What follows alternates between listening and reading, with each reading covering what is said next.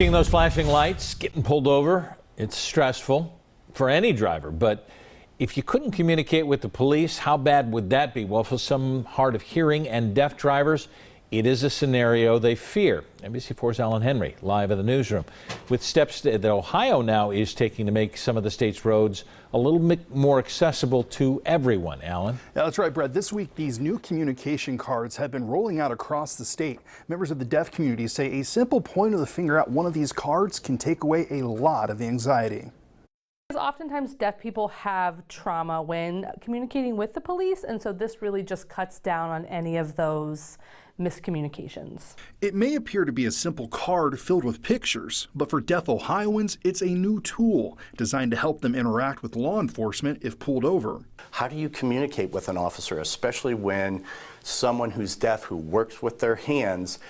Law enforcement is always taught, keep an eye on someone's hands. So you could see where the tip of the spear is at, where these two things converge. More than 300,000 Ohioans are either deaf or hard of hearing, including Michelle Campbell and Rose Lawson with Deaf World Against Violence Everywhere. So the moment somebody finds out I'm deaf, they just kind of drop the conversation and like run away. I'm not going to bite you.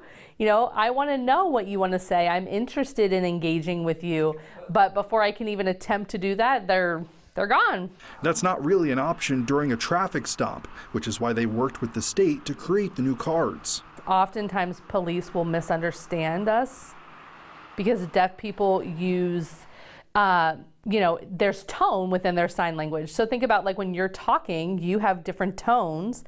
So when deaf people become nervous or upset, their signs might seem more escalated, and law enforcement will view that as a threat.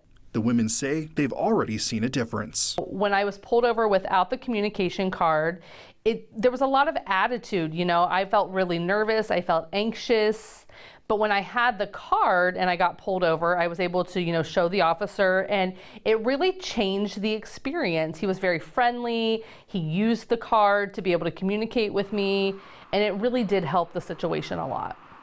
Now, the women say the cards are a step in the right direction, but there's always more work to do. They say they'd like to have training for law enforcement on how to communicate with a deaf person, not just at a traffic stop, but if they're responding to a home or a public space.